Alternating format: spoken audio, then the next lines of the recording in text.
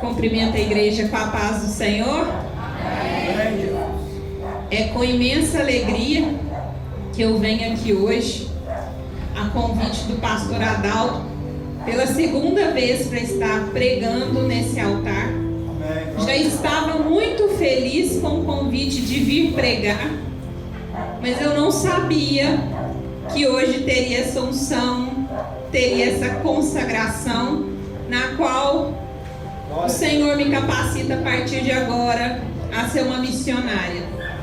Eu recebo de coração aberto e eu sei que a partir do momento que eu digo esse sim para Deus, o chamado, a responsabilidade aumenta, mas eu acredito que Ele vai capacitando, que Ele vai instrumentalizando cada vez mais. Amém? E eu espero que essa palavra que eu escolhi trazer hoje para vocês, ela possa tocar no coração dos irmãos, que essa palavra possa consolar, confortar e principalmente corrigir. Eu falo que um culto bom, ele precisa trazer correção para o nosso coração, porque muitas vezes nós viemos para a igreja e queremos ficar muito confortáveis aqui dentro, mas a palavra, para ela ser boa, infelizmente os irmãos precisam entender isso. Você não pode sair do culto muito confortável. A cada culto você precisa sair incomodado, porque vai ser o incômodo que vai trazer a mudança, que vai trazer o arrependimento, que vai trazer a conversão lá fora. É muito bonito às vezes você falar assim: nossa, o pregador hoje falou tão bem. Mas você não tem que sair do culto impactado com o pregador do dia e nem com o pregador da noite. Você tem que sair entristecido com o seu comportamento, com aquilo que você ainda precisa corrigir, com o arrependimento e a conversão que ainda precisa acontecer, para que assim a gente possa garantir a nossa salvação. Amém? Glória a Deus. Eu convido os irmãos para abrirem a Bíblia em Salmos 142. Glória a Deus.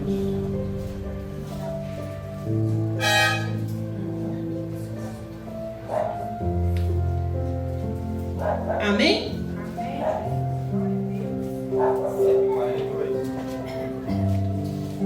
Salmos 142. Posso ler?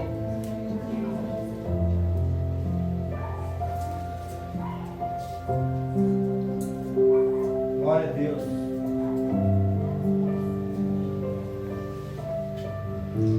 Senhor, ouvi a minha oração. Pela vossa fidelidade, escutai a minha súplica. Atendei-me em nome de vossa justiça. Não entreis em juízo com o vosso servo, porque ninguém que viva é justo diante de vós. O inimigo trama contra a minha vida. Ele me prostrou por terra. Relegou-me para as trevas com os mortos. Desfalece-me o espírito dentro de mim. Gela-me no peito o coração. Lembro-me dos dias de outrora. Penso em tudo aquilo que fizestes. Reflito nas obras de vossas mãos. Estendo para vós os braços. Minha alma, como terra árida, tem sede de vós. Apressai-vos em me atender, Senhor, pois estou a ponto de desfalecer. Não me oculteis a vossa face, para que não me tornes como os que descem à sepultura. Fazei-me sentir logo vossa bondade, porque ponho em vós a minha confiança. Mostrai-me o caminho que devo seguir, porque é para vós que se eleva a minha alma.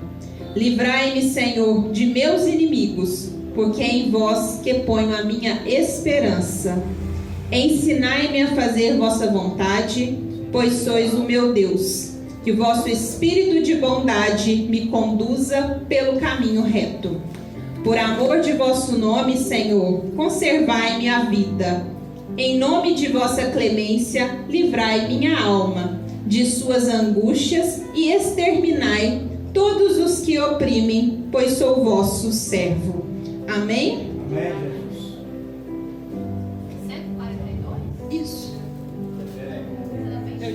Não tem problema não. Aqui nesse salmo, o que é a palavra que eu quero trazer a partir desse salmo? De quem era a história desse salmo trazida aqui? De quem? Davi.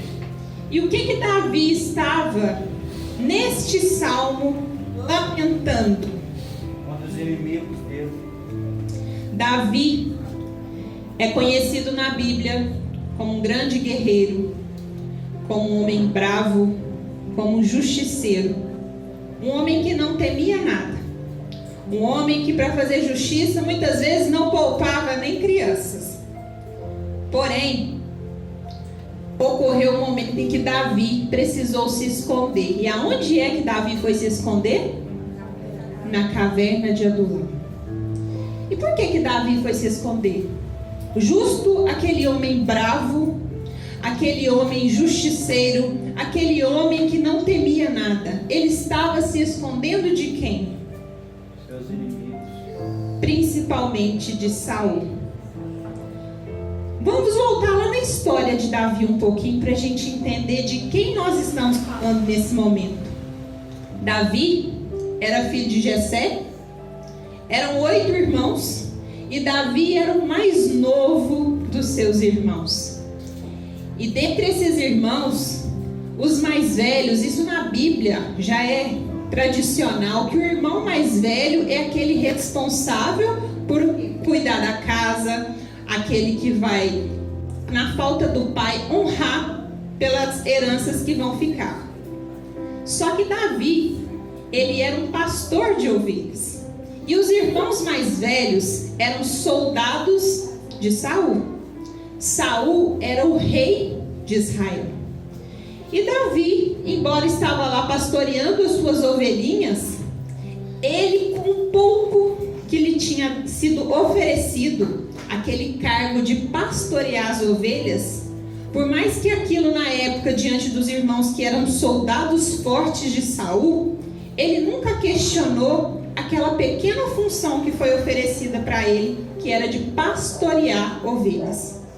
E todas as vezes que Davi estava no cuidado das suas ovelhas, ele praticamente dava a vida para quê? Para que aquelas ovelhas estivessem sendo cuidadas. E o que aconteceu diante dessa situação toda? Os filisteus estavam ali para poder armar uma guerra, para poder invadir o quê? O povoado de Israel. E nessa de invadir esse povoado de Israel, o que estava acontecendo? Glória a Deus. Saul ficou desesperado, porque quem se apresenta ali, naquele momento, para poder lutar e pegar o reinado? Golias. Um homem forte, um homem com uma armadura muito grande, apavorou todo o povo que era governado por Saul.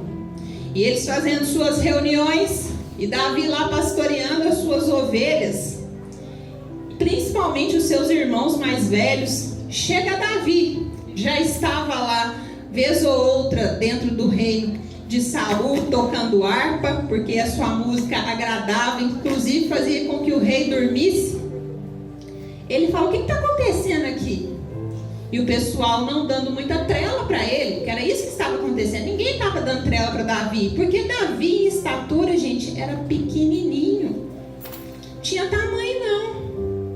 E naquele momento em que Davi chega e começa a questionar o que está acontecendo, ninguém dava bola para ele, porque eles queriam encontrar um guerreiro forte. Então Davi, quando se aparta da situação do que realmente está acontecendo, ele logo fala: o que se ganha se derrotar esse Golias aí? Aí oferecem para eles um monte de coisas, inclusive uma das filhas de Saul. É ou não é? Ele vai na maior audácia e ousadia, vira para o rei e fala: deixa isso comigo, eu vou ser o responsável por matar Golias. E vocês acham que alguém deu crédito para Davi? Aquele homem que não era soldado, que era um pastor de ovelhas, que andava com um cajado e com as suas poucas armas que tinha. Mas Davi mais uma vez se prontificou: eu estou disposto a matar Golias. Só que o que muitas pessoas não sabem é que, embora ele não tivesse armas, recursos que eles consideravam suficientes para matar Golias, Davi, desde a sua infância, ele já havia sido ungido.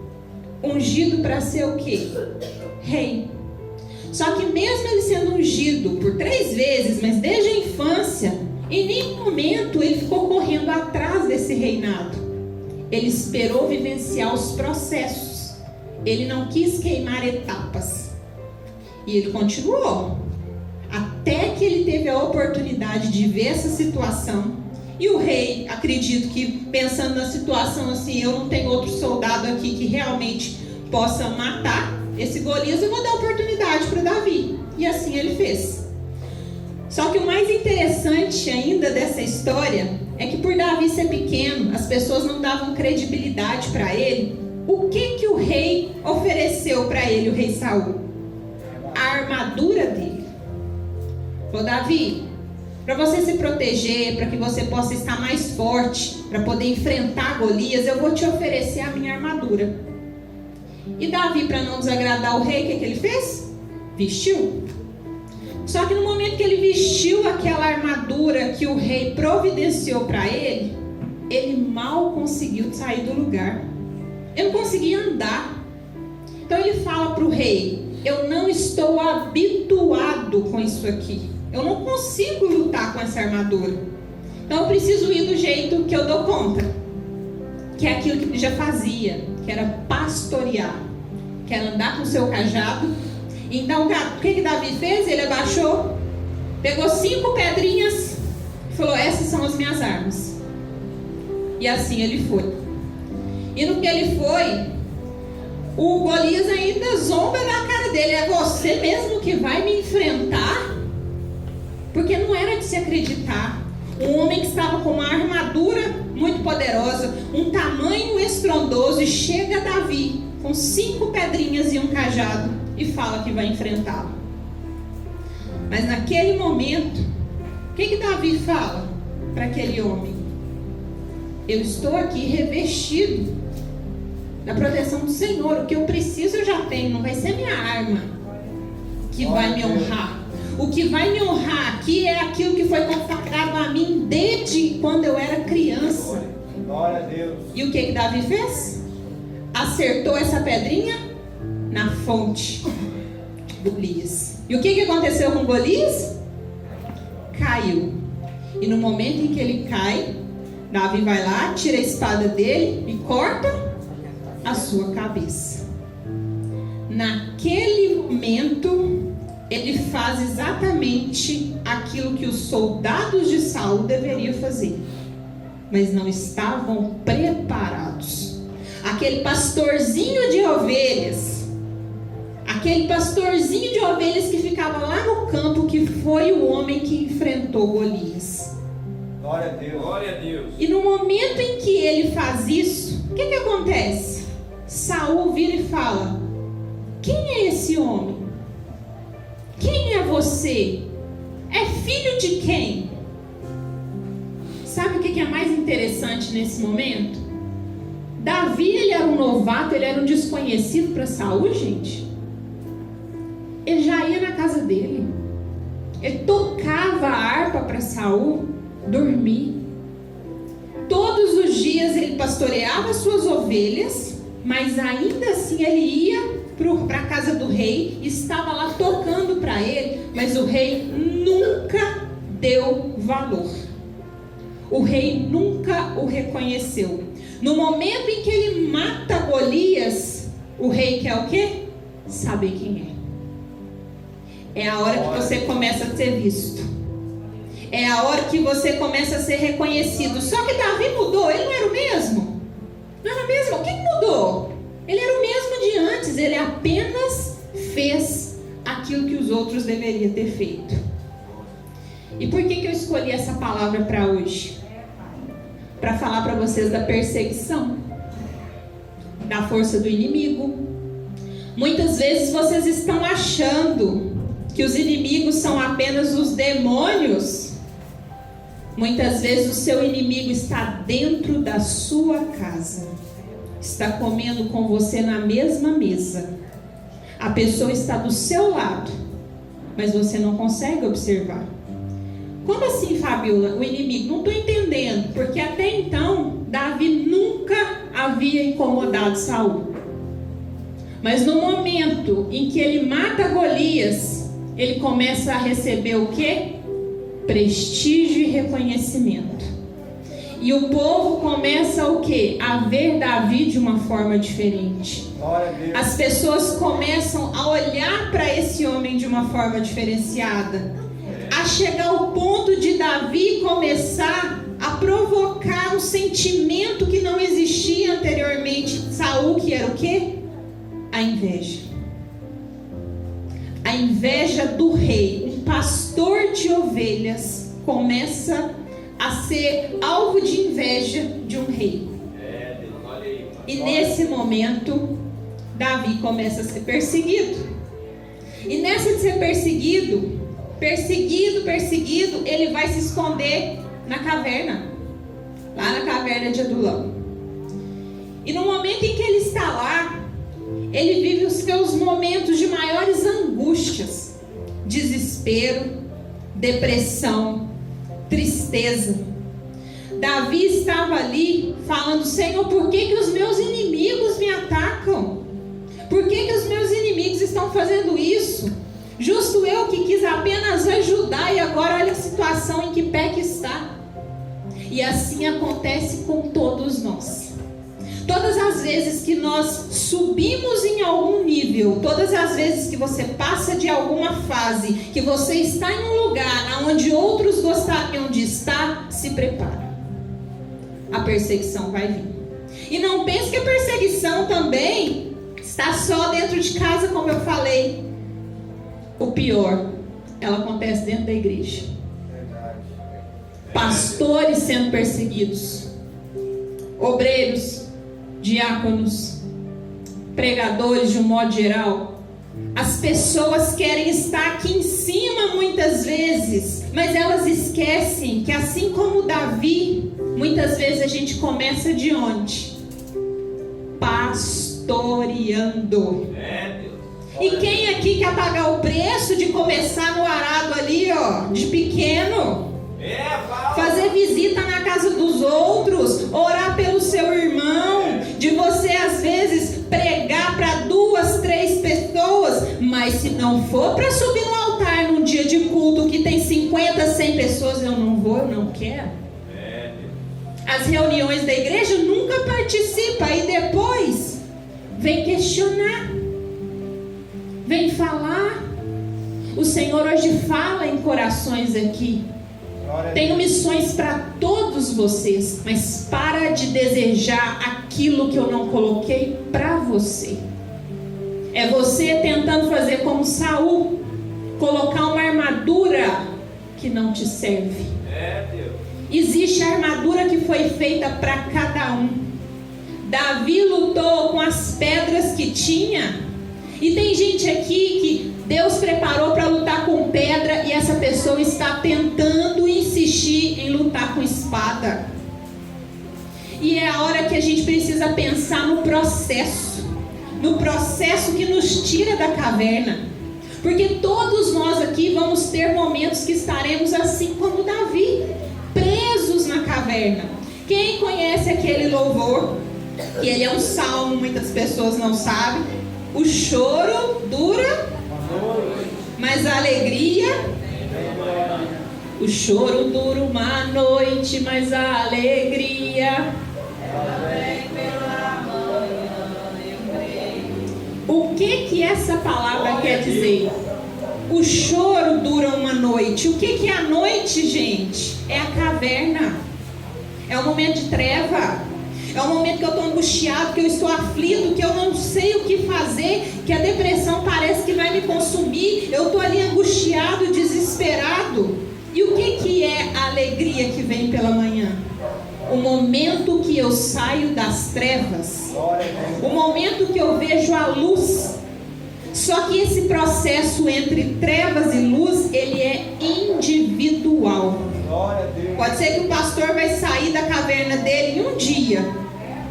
Pode ser que a Marta vai sair dentro de um mês. Pode ser que a Regiane nunca vai sair dessa caverna. Porque o processo que vai nos fazer sair dessa caverna é a gente arrepender, é a gente converter, é a gente entregar diante do Senhor. Por que o Senhor permitiu que Davi ficasse ali naquela caverna? Porque no momento em que ele vai para a caverna, ele começa a quê? A clamar. A clamar para quem? É o momento de oração, é o momento em que ele está ali, Senhor, olha por mim. Ah, Fabíola, mas Deus já sabe o que eu preciso. Será que eu preciso ficar só orando? Deixa eu te falar, se até Jesus, que era Jesus, orava, por que você acha que você não precisa? Foi só Davi que angustiou? Não. Nosso Senhor Jesus Cristo também, antes de ir para a cruz, o que ele sentiu? Angústia, tristeza, tanto que ele chegou a falar: Pai, me livra desse cálice, mas eu não quero falar por mim.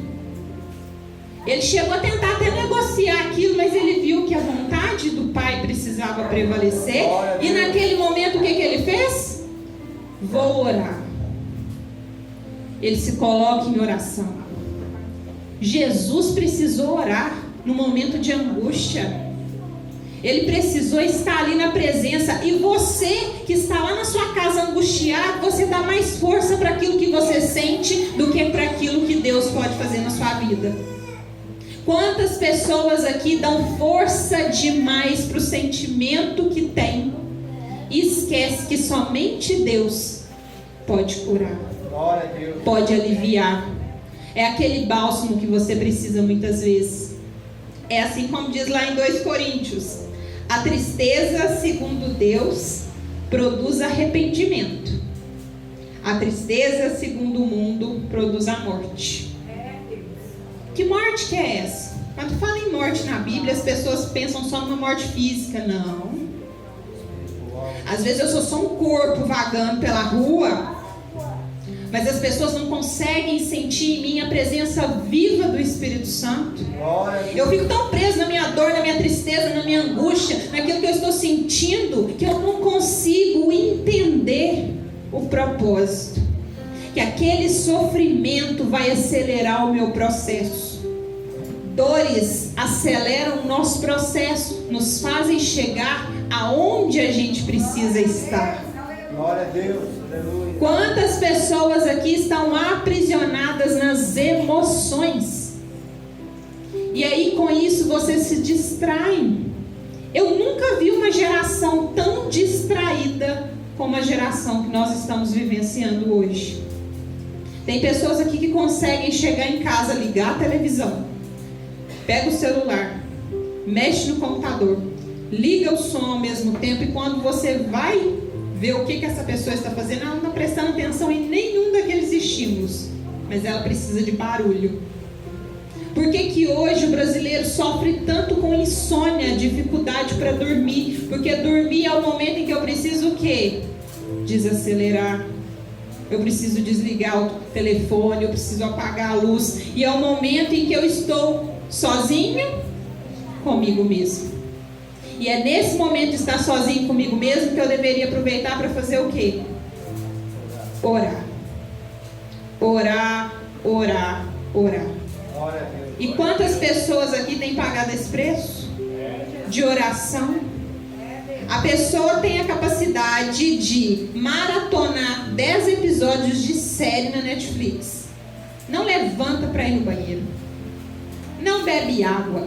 Fica vidrado no que está fazendo e fica à espera de próximos episódios. Na hora que senta, que ajoelha para fazer uma oração, passa 2 minutos, o que acontece com essa pessoa? Nossa, eu já estou preocupado com o que eu vou fazer para o almoço amanhã, o boleto que está vencendo, a comida que tem que fazer, não dá conta de orar 5 minutos.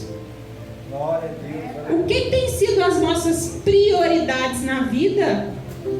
O nosso corpo precisa ser nutrido, e não é só o espírito, nosso corpo espiritual, a nossa alma, nosso corpo físico.